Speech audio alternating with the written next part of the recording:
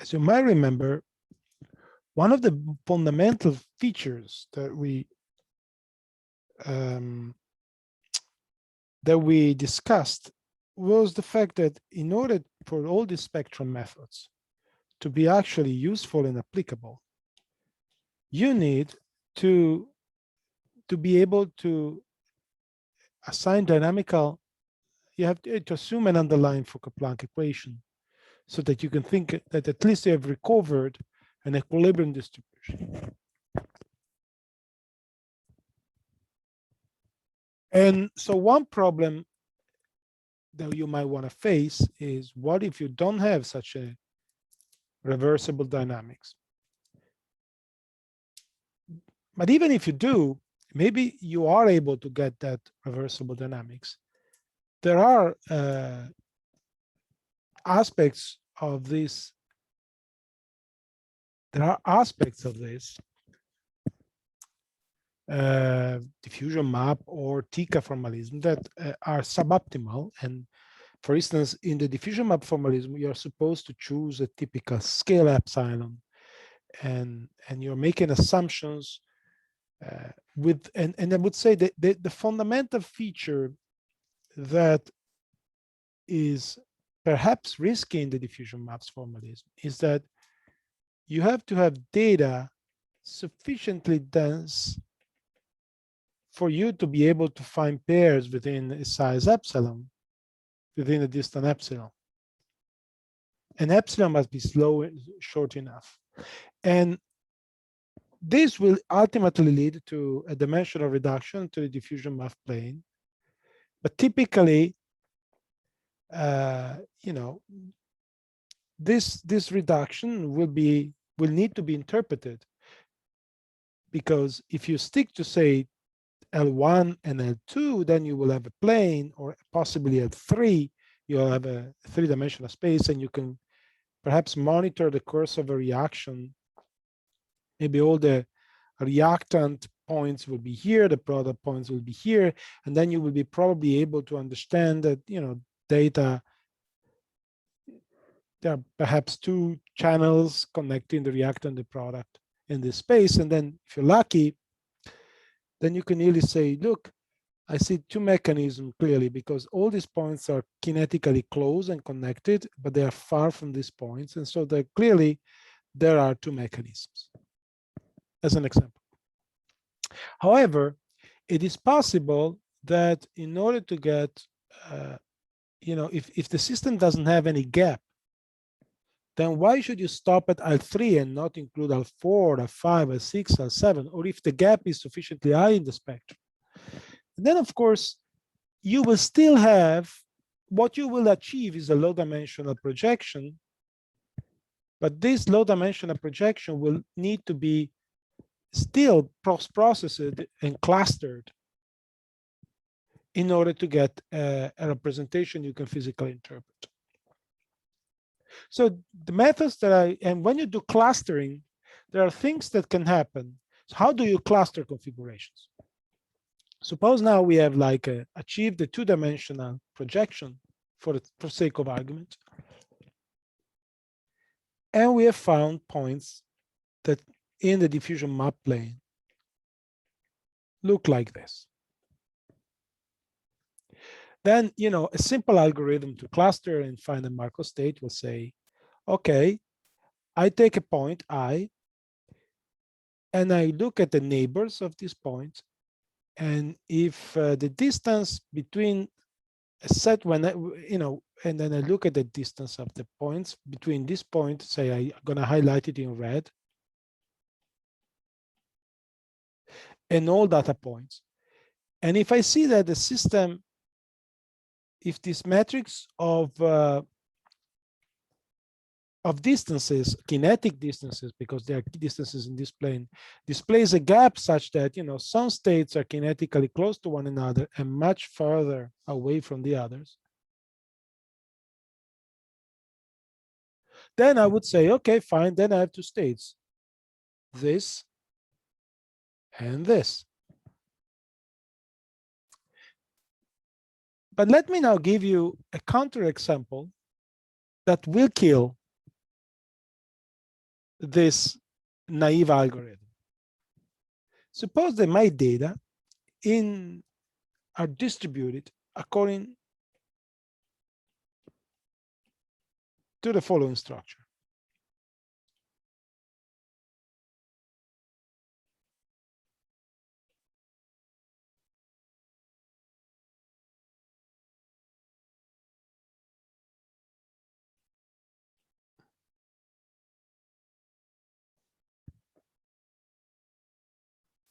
So our eyes very rapidly identifies two states in here, right? Two clusters. However, the distance between this point in the cluster and this point in the cluster may be larger than the distance between this point in one cluster and this point in another cluster. Do you see this?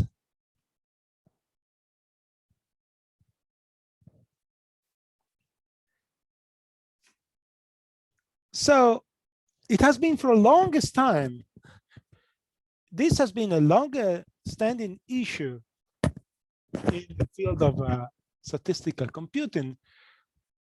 As you guys are frozen, can you hear me? Yes. Yes. Oh, okay. So do you see the problem here?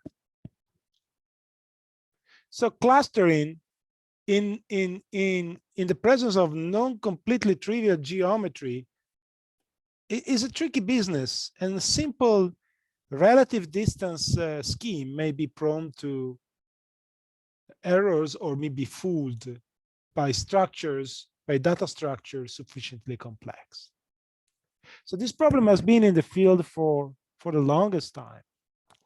And it was solved only a few years ago by an Italian colleague and his group, of course, and that is based in Sissa, so is a twin department of ours. It's called Alessandro Laio. He's a brilliant theoretical physicist from Italy. I think is the best in the field, simply, of statistical computing and statistical mechanics. So it's kind of a national pride, at least as I think of him. And so basically the idea is that of combining two, in order to perform dimensional reduction, to interpret a large amount of data without relying on spectral decomposition and solving this issue of geometrical clustering altogether, can be done in a uniform form through merging two concepts: the concept of intrinsic dimensionality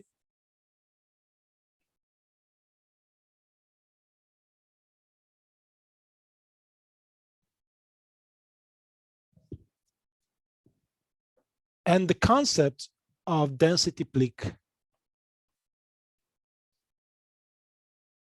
clustering.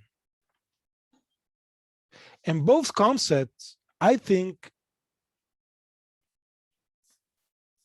are 5 years old or less. Okay.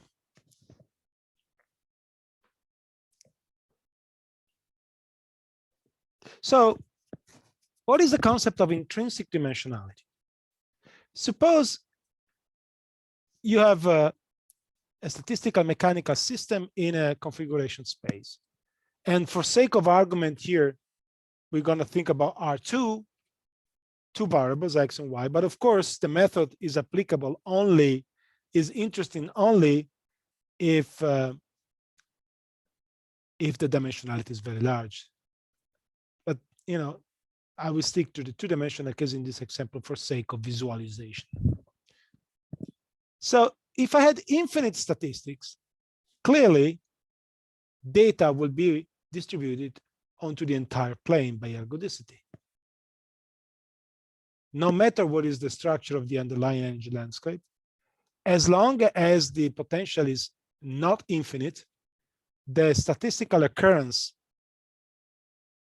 of points in any region of this plane will be proportional to this function, and at infinite statistics would be populated unless u would be infinitely large. Obviously, in this case, the manifold of points that you generate is completely, belongs to the full configuration space. Therefore, it's two-dimensional. However, in many physical situations, due to the structure of the underlying energy scale and landscape, at finite statistics, your data may cluster around lower dimensional manifolds. For instance, you may have data, if your system has a valley, for instance, or maybe complex valley,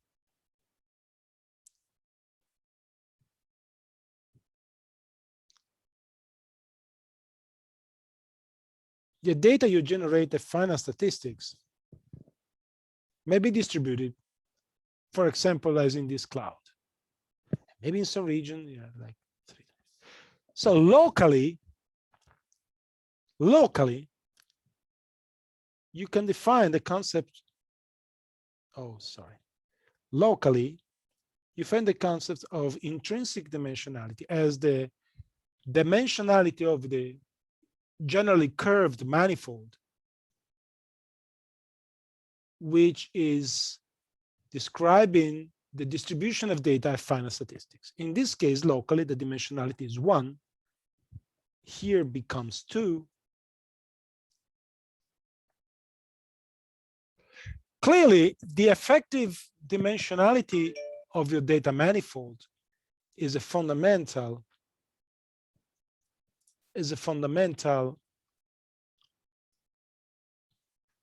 information about your physical system.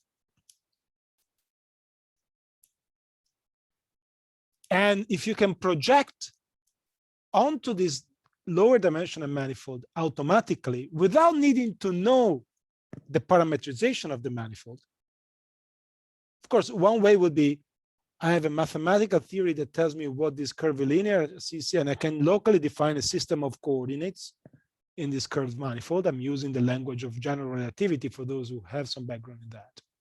But in general, suppose I can parameterize mathematically this manifold. Then, of course, I have everything in my hands to project the data on this manifold.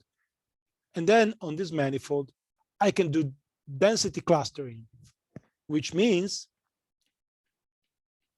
the idea of density clustering is basically, remember, it's very intuitive. I start from a point. I look at the density profile of my data, and if I do a density profile, it remains large throughout all this manifold, and then it goes low before getting large again, right? Sorry.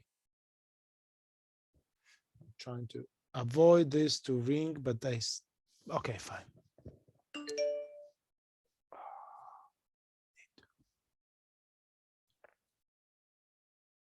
Let me stop for a second.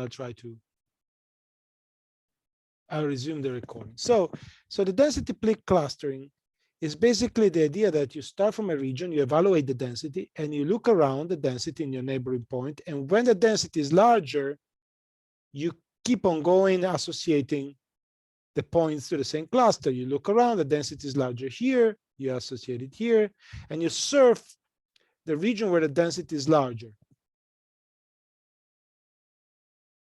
So basically, you move into regions with high density, associating points to the same cluster as long as you're above a certain threshold in density. Okay, so the idea that I will present today is a way that combines the idea of the intrinsic dimensionality projection and density cluster to yield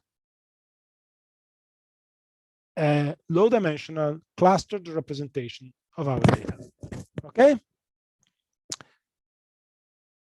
So as before, there's going to be some math to take care of.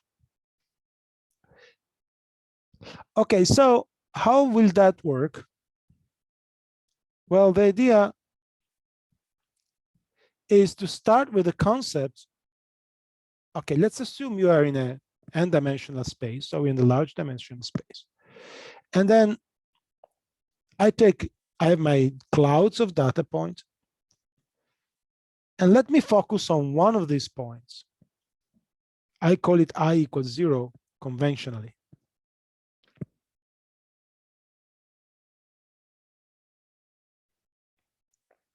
Now,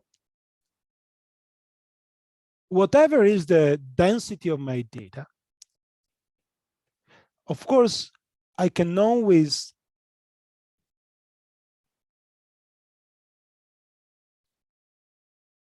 represent this in a Taylor expansion. So if I go close enough to the point 0, there will be a regime where the data are uniformly distributed locally. So by uniformly, I mean according to a constant density in the sufficiently close neighborhood of my data point. Okay?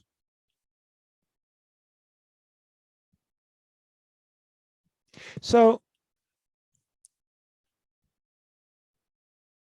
in practice, what I do is I choose the nth nearest neighbor of my points, which in this case would be, I don't know, these ones.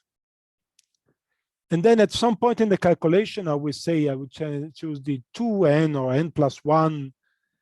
And you know, if I see that the results change depending on how many points I'm choosing, then clearly I'm not in the regime where I can assume my results have converged to a local constant density. And so this will provide a criterion for choosing sufficiently small neighborhood of my initial data point, which I highlight in red here for sake of visualization. Okay, so suppose I've chosen my nth state, my endpoints in such a way that are the nth nearest neighbor. Very well. So one thing I can do is to compute in n dimension a volume of a sphere, multidimensional sphere, that includes the nth point. Okay, I'm a bad drawer, but I guess you got the point here. So this is my nth point. And suppose my cloud now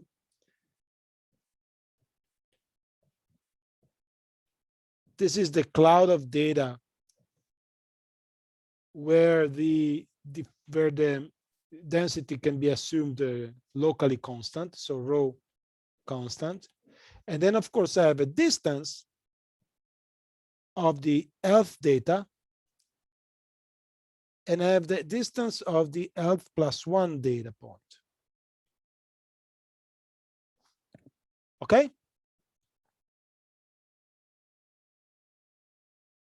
Suppose, so for each of them, I can evaluate the volume in the multidimensional space of the corresponding sphere. So in any dimension, the volume of a sphere in dimension d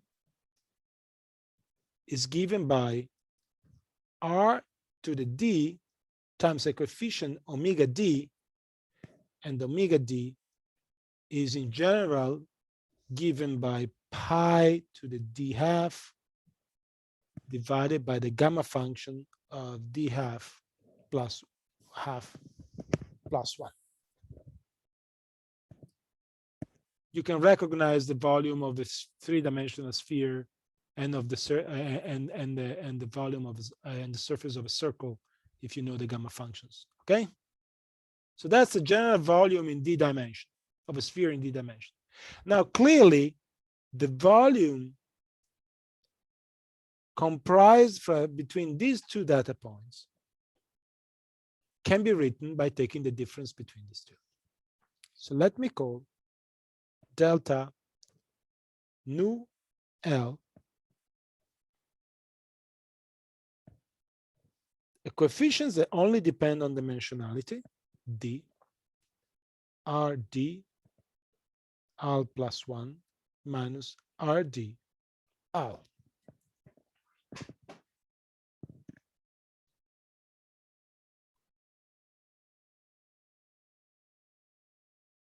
Now, clearly, the value of this volume between the Lth and the Lth plus 1 shells, the shells between the Lth and the Lth plus 1 data point, is not uniform throughout the data point because, data are distributed according to some distribution, uniform distribution, but they are stochastically distributed. So also delta omega L is stochastically distributed.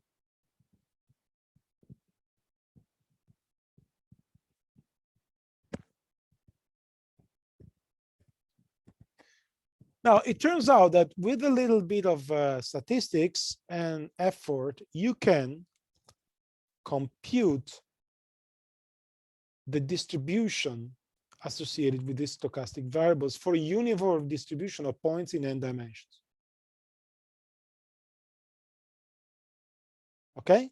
And this distribution is actually independent on the dimension. So the probability to observe a value delta nu to be in the interval nu plus d nu can be shown to be rho e to the negative d rho d nu, where this is the local density, uniform. Now, in the notes that I will upload after this, there's a reference to a supplementary material of a paper where the demonstration of this formula is provided. It's not completely trivial, but you can imagine is a variant of the Poisson distribution. The Poisson distribution tells you, if you have events that normally occur on a rate nu, what is the probability that you observe an event in a time scale t, for instance, right? Or stated differently, well, if on average I'm expecting for certain stochastic process n events, what is the probability to have n prime events rather than m? And the structure of this probability is the Poisson distribution, and by elaborating on this idea and similar concepts, it is possible to arrive to this formula. So the point here is that I know the distribution of these shells. Fine. Let's now construct. So now what I'm going to do now is to use this concept, which looks like, why should I care about this distribution? Because the philosophy I'm trying, let me give you, like in the previous density map theory, let me give you, before I give the math, I give you the idea. The idea is to build an equation between something that you can compute based exclusively on the data, basically by measuring distances between the data. And on the left side, some quantity that is depending only on the dimensionality of the manifold on which the data are distributed. So for instance, if your data are distributed according to a pancake distribution, right? If you work in the embedding space 3n dimension, the scale where you get a uniform distribution is basically 0. Right? So you'll never be able to find a uniform distribution. However, there exists a lower dimensional manifold, in this case, 2-dimensional manifold, in which I have a final scale. So if you assume a uniform distribution and you build an equation that is satisfied at the given number of dimensions, if you saturate this equation, you will get the effective dimensionality of your database. That's the whole idea of the process. Do you understand? So now we're going to build an equation which on the right-hand side will give you some quantity that I can compute from the data. And on the left side, assume a uniform distribution, a quantity that depends only on the dimensionality. And of course, this equation will be wrong and will never be saturated if my data are never uniform, but will be saturated if my data are uniform in some dimension D. And by matching this equation, I'll be able to extract the effective dimensionality of my data point, my data sample. Okay?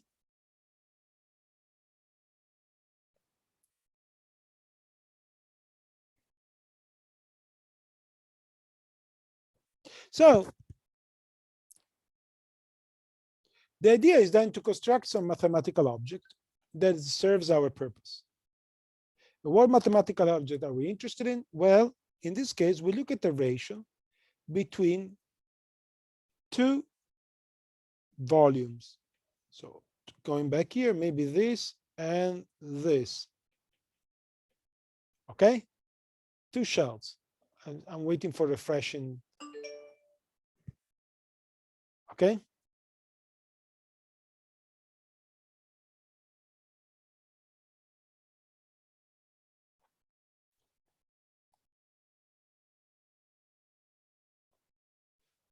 So once I got this ratio,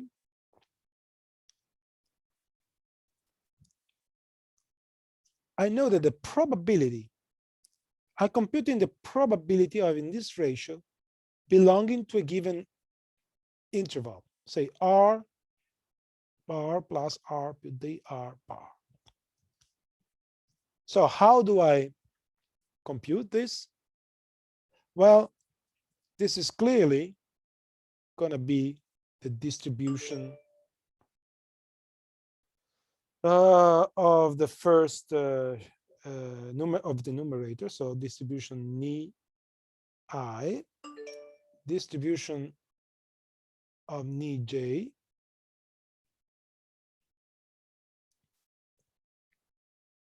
and then I got rho e to the rho, the distribution of the first, so rho e to the negative rho ni I, the distribution of the second, rho e to the negative ej rho, and then I got a characteristic function between the two, because I know that the ratio, I want only to keep i's and ni I and ni j to be satisfying these constraints. So this characteristic function will be 1 if ni I over ni j belongs to the interval, and will be 0 otherwise. Okay, so now you have an integral for this probability density of this ratio. And it turns out that this is an integral you can compute. I did the exercise myself using Mathematica, to be honest with you, but it's a simple integral. And if I can compute it, it turns out that this is dr bar 1 plus r bar squared.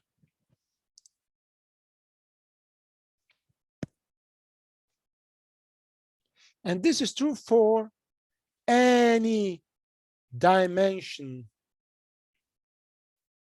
D.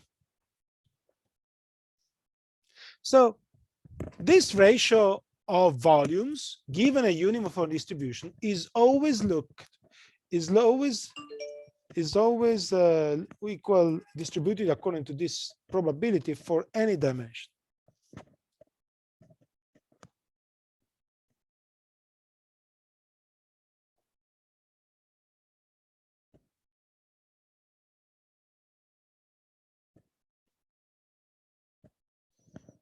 Now, this will be one side of the equation. Now we're going to build the other side of the equation. And then we're going to match the two together. So we are interested in the cumulative distribution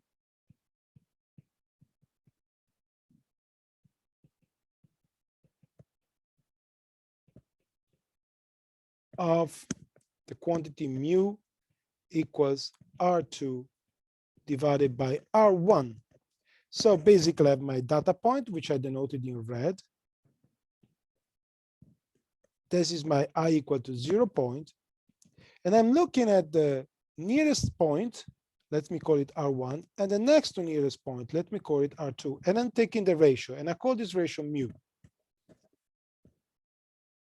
Now, clearly, since the volume of the shell are only due to the distances and the dimension, I can relate R to mu and the dimension, right? In particular, delta nu1 is omega d R1d R2d minus R1,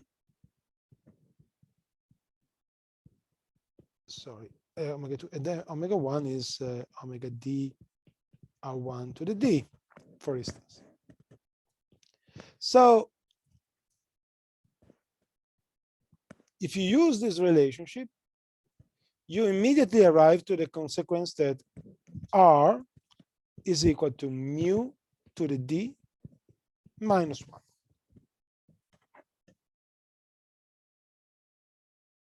How come? Well, just evaluate R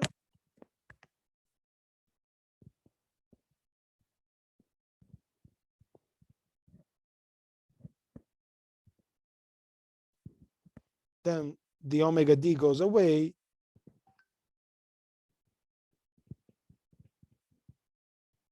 and then you get immediately this equation, right?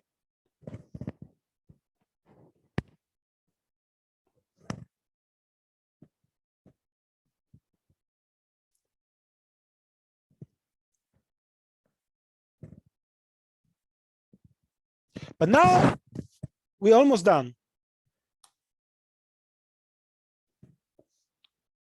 We're almost done.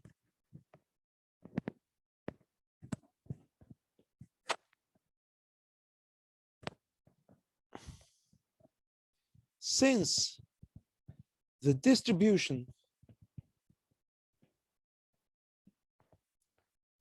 of R is known,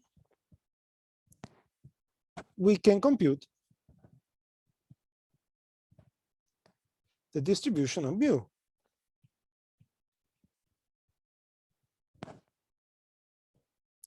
Knowing the relationship R equal mu to the d negative 1. How come? Well, if you don't remember, why do you do that? For instance, remember what you do when you have the delta of a function. That's a density, you know, local density.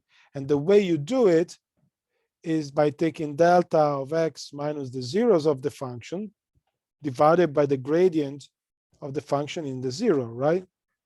So now the fact that you evaluate the gradient of the function in the zero comes from the fact that in the numerator you have a delta function. So whatever you have here as a function of x is evaluated in the origin of the delta function. But this object here is the change of volume measure, which comes from having a distribution from as a function of x and as a function of f of x. So if you wanted, it's some kind of a Jacobian, okay? You're all familiar with this formula for delta function, right? Are you?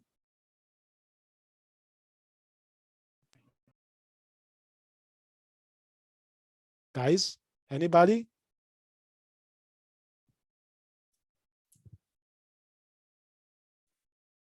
Anybody? Have you ever seen this function, this relationship for delta function?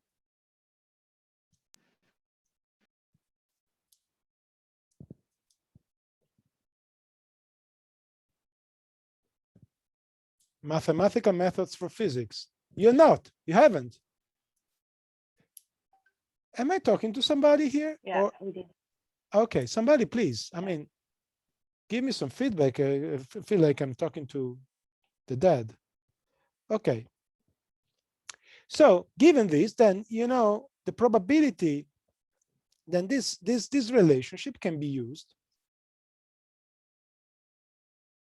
to relate, to compute the probability density for mu. And the way you do it is you take, the probability density of mu of r, and it's going to be the probability density of r divided by d mu of r, right, in modulus. This evaluated as a function of mu, of course. Okay? So it is a straightforward calculation. I will not go through all the details. And the result is that you have d mu to the d plus 1, and then a characteristic function of 1 and infinity of mu, because mu, remember, is a ratio of two ordered points. Therefore, this is clearly greater or equal than 1. So you have this characteristic function. Finally, you can compute the cumulative distribution big F of mu, which is defined as the integral between 1 and mu of d mu prime f of mu. And this is 1 minus mu to the negative d, the characteristic function.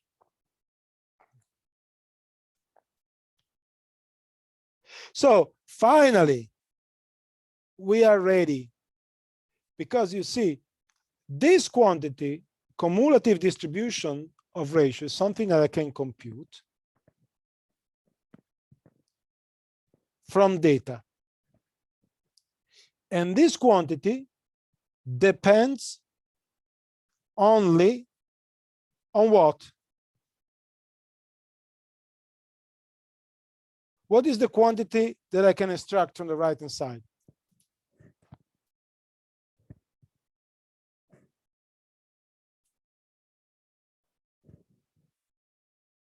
Not going any further.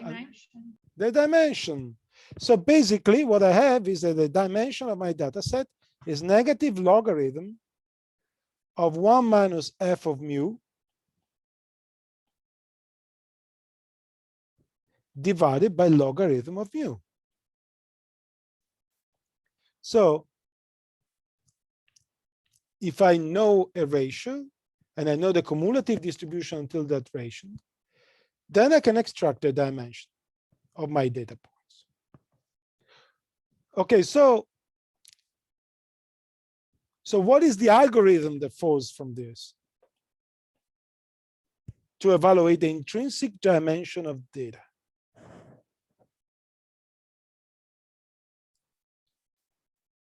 One, first of all, you want compute. So for each point, so locally choose a point, because we are interested in understanding the local concept of dimension, right? Then eventually my average over all the points and see how the difference of the local dimension changes across the manifold. Because like I said before, there could be situations in which the local dimension is not uniform throughout configuration space. So you do this locally, and then you look at the average and the variance of this quantity that you're estimating to understand how much variation in the intrinsic dimensions you have. So first of all, we choose a point. And we conventionally call it I naught. Then we evaluate the distance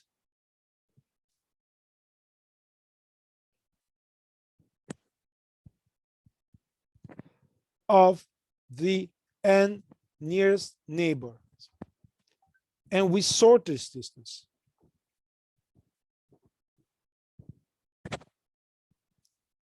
What do I mean? I mean that I label the data in such a way I have E naught, then E equal 1 will be the nearest neighbor, E equal 2 will be next to nearest neighbor,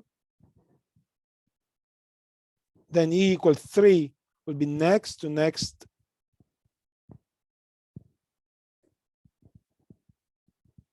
near neighbor, and so on. And for E, and then of course, what I'm interested in is only mu equals R2 divided by R1 in the neighborhood of my points.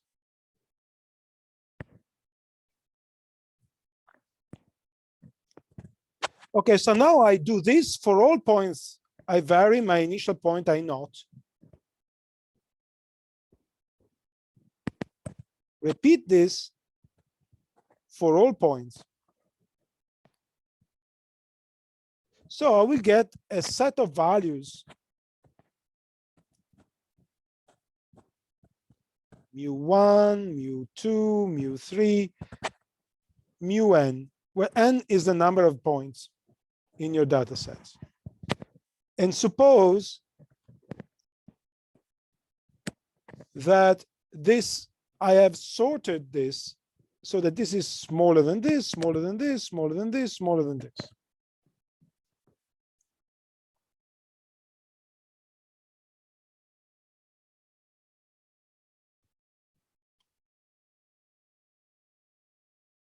Now, there's something missing in my notes, but clearly now, once I've permuted this, I know that once I've done this, the cumulative distribution, my estimate of the cumulative distribution, say, if I choose mu to be here, the cumulative distribution will be 3 divided by n.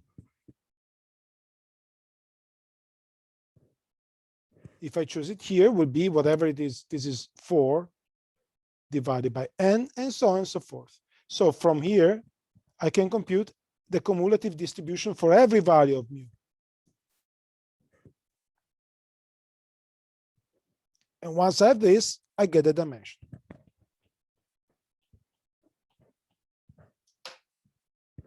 So I am able to estimate the intrinsic dimension of a data set. Okay, I want to stop for a moment. It looks like an unnecessary mathematical journey. After all, you might be interested in nuclear physics, particle physics, condensed matter physics, and I'm boring you with this idea of intrinsic dimensionality. Now think about the following. Suppose you do a quantum Monte Carlo calculation of a physical system, say quantum Monte Carlo of a nucleus, and you get a wave function for your nuclei.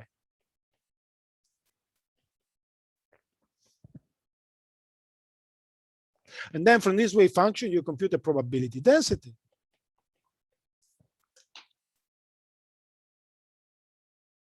Then from this probability density, you might do exactly the same analysis and discover that the effective dimensionality of a nucleus is not actually 3n, is maybe 5, even for a large nucleus. Then you've learned something, that the forces conspire in such a way that the effective degrees of freedom are smaller. For instance, if your effective dimensionality is 3 times the number of nucleons, it means that the quarks are deconfined inside the nucleus. If the effective dimensionality is much smaller than 3n, it means, for instance, that you have alpha particle in the nucleus, which are particularly stable objects that form effective degrees of freedom. Now, I can tell you, none of what I've just told you was done and published. To the best of my knowledge, application of these concepts to any quantum field theory or quantum physics systems have not been performed. So there is a territory to explore of these statistical computing applications to physics. And I'm just telling you, if you have time, you want to do it, here is a project for you. You can take on and certainly leading to an important publication.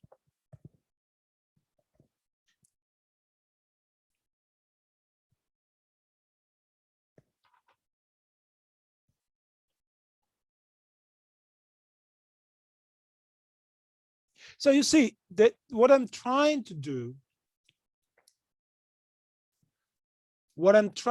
here is to offer you tools that are new that can be applied to physical systems.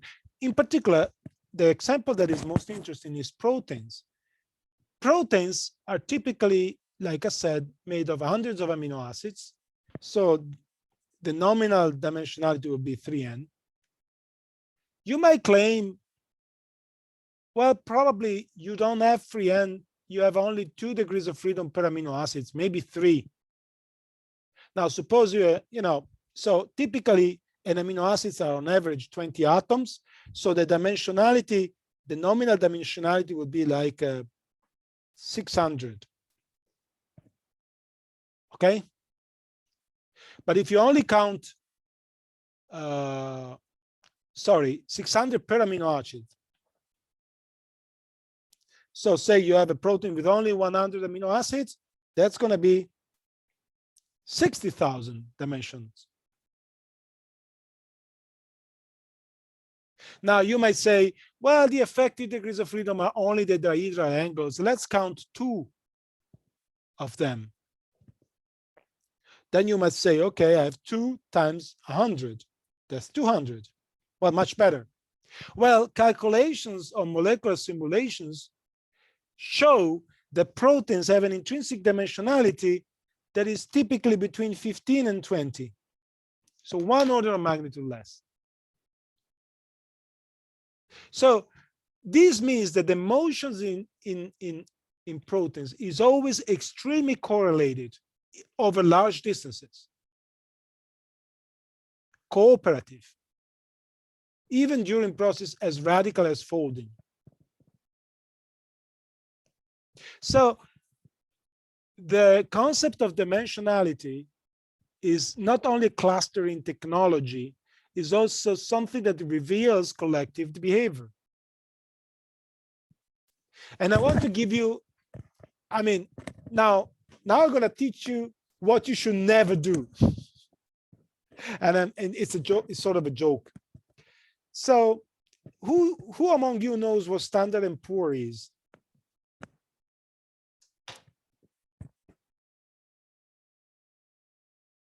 Anybody? When you get the rating, Italy got a rating BBB or BB plus or A minus, right? So Standard & Poor, it's a company that rates the robustness of some entity. Let it be a company itself, or let it be a state.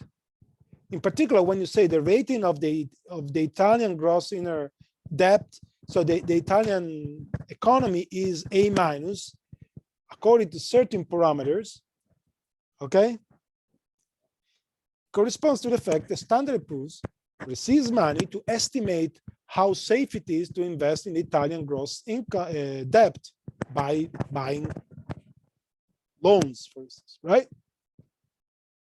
Clearly, if you buy money if you put your money into, I say you buy a long-term mutuo, or sorry, no mutuo, un prestito a lungo termine. If you loan money to a bank because you want interest, and this is a national bank, and Italy fails, goes bankrupt, you're never gonna get your money back, right? So there's a certain amount of risk on investing into the Italian system, for instance, right? And Standard & Poor's, among many other things, is a major firm that evaluates that. And you pay good money for that. Now,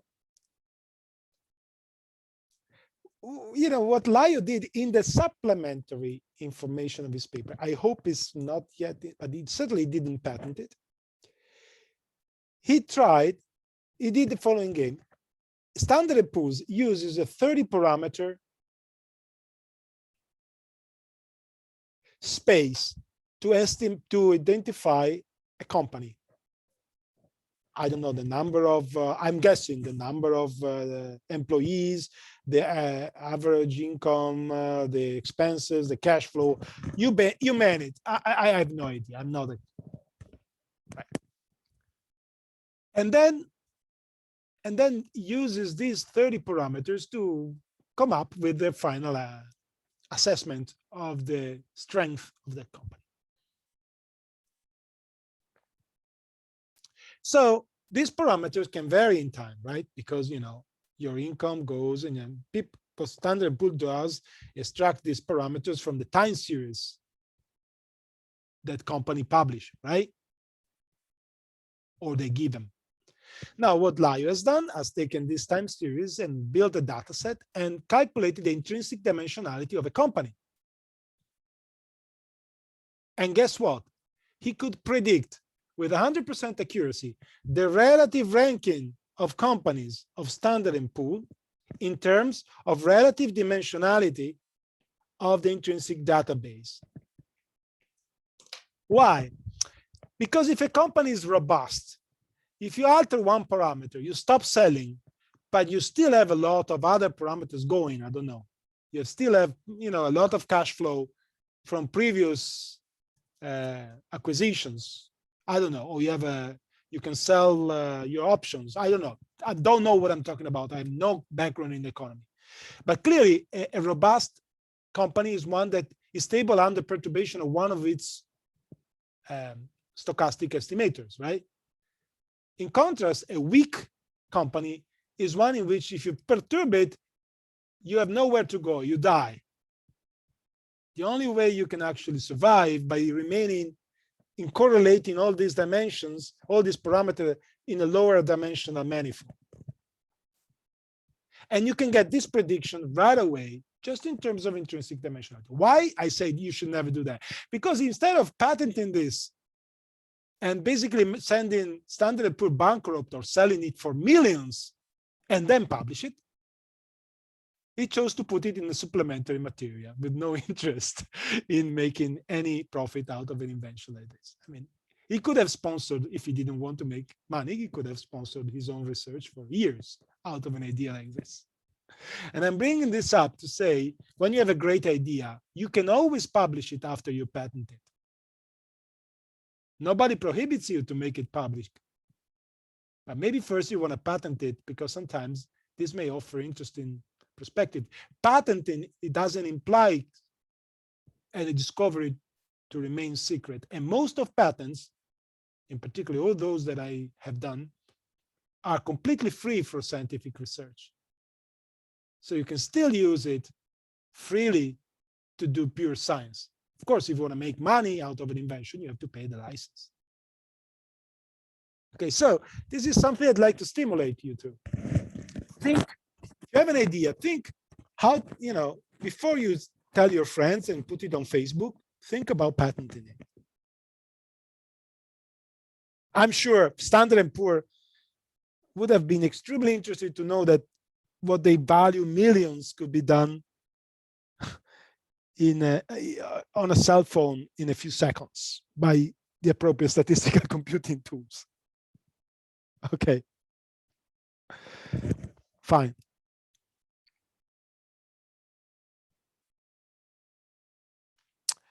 Okay, so I'm trying to say why I think it's relevant that you think about these concepts, even if maybe they look different from what you've signed up for this course for.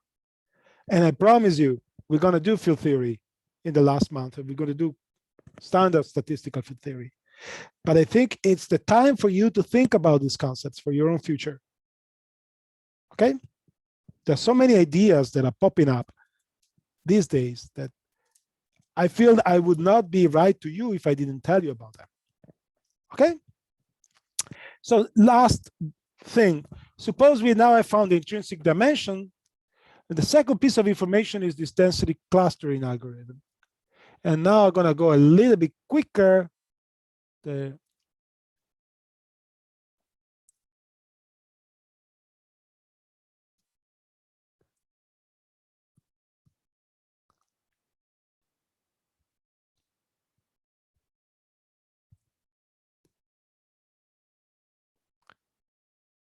Now, let's go back to the fact that in the intrinsic dimension space,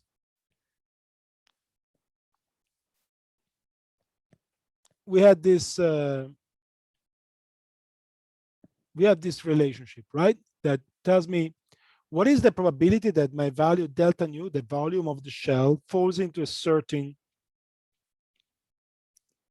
interval. Now, once I know what is the intrinsic dimension, then this is the density in the intrinsic dimension space, right? Remember, if I have a pancake, this is not a global density because there is no such a regime where data are uniformly distributed on a thin pancake because the data density changes dramatically along the thin direction, right? But on the other hand, in the intrinsic dimension space, I can define a locally uniform density. So after I converge my algorithm and found the intrinsic dimension, I can actually look at the data, look at this distribution, and locally from this equation, identify around each point the local density in the intrinsic dimension space. Okay? So visually, it's like if I have a space in 3D, I have identified a manifold where the data are defined. And on this manifold, I build a density.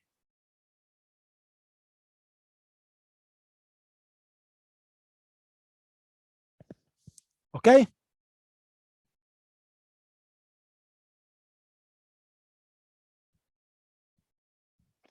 Now, suppose you've done this.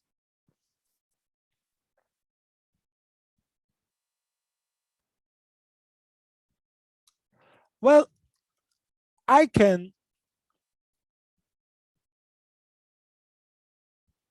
my goal is actually find a way to compute this density.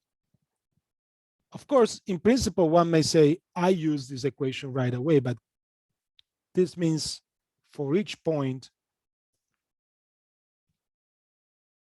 this is not a practical thing to do because you need small intervals and then you have few data and things are very complicated. So let's find a way to compute this density. And the idea is to introduce a likelihood functional of the density given the data.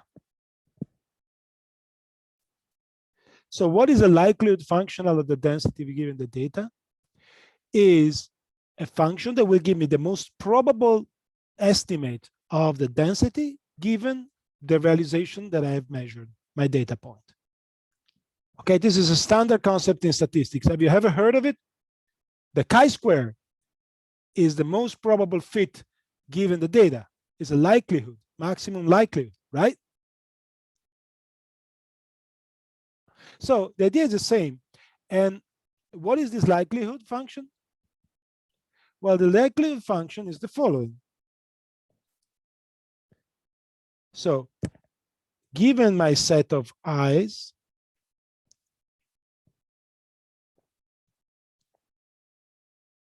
my volume that I estimate from the data, I define the following functional. K, where K is a parameter, log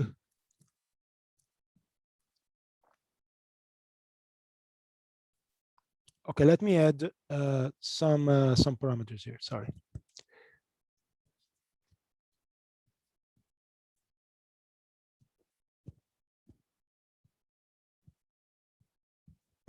Okay, so given a data point, I, where I want to evaluate rho of I look at the kth nearest neighbor.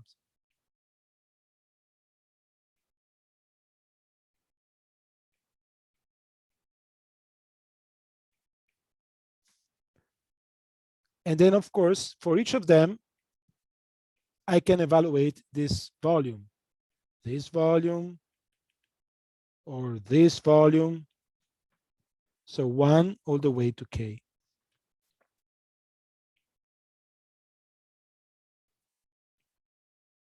And this likelihood is going to be K log rho in my point I. And then I get my sum from L from 1 to K of ni of L. So basically, I'm building this function, which is a function of the density. Now, why this function? Because if I take the functional derivative with respect to the density of my likelihood functional and I set it to 0, maximum likelihood, I will get that my local density is basically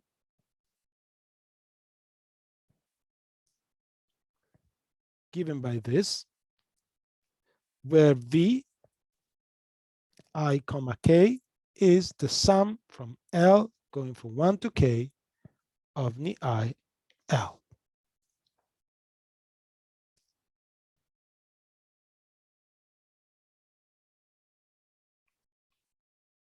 So by the concept of likelihood, I get an estimate, a direct estimate of the density in point I.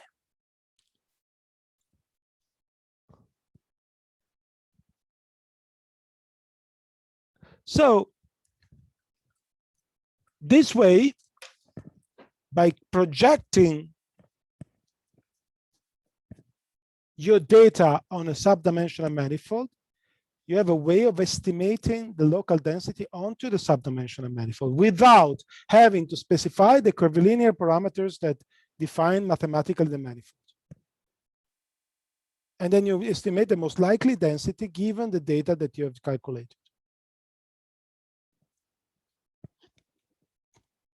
Everything that I say is detailed in the notes, and there's a link to the original reference. Okay, I think I will wrap up here.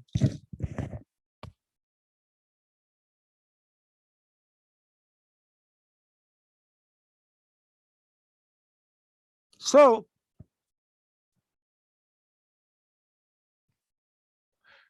my idea is to leave the statistical computing part for those who want to get the laude. Okay. So it's a remarkably trickier than other parts of the course in terms of mathematics. I wanted to expose you to that, but you may choose not to study it unless you're interested in, it's something I would like you to do for your own investment. So of course I'll value as a laude, but I will not ask you as a first question, so to say, in your exam. Okay. And by statistical computing, I mean TICA, density map, and density clustering, and dimensional reduction. We spent quite amount of hours on this, but I think it was relevant, like I tried to explain several times.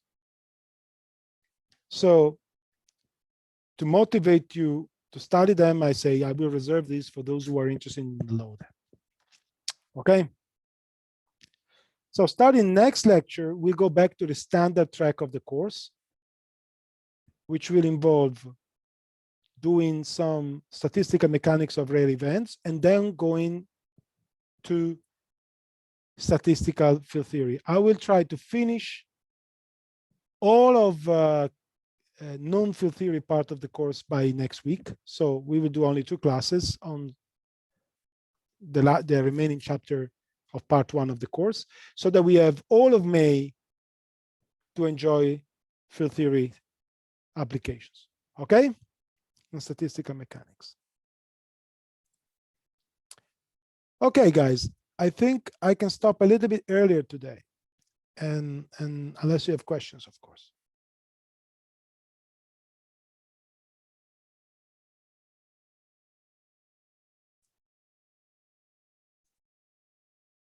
Ok, if not, see you, ci vediamo martedì. Buon fine settimana. Grazie. Altrettanto, grazie. Arrivederci.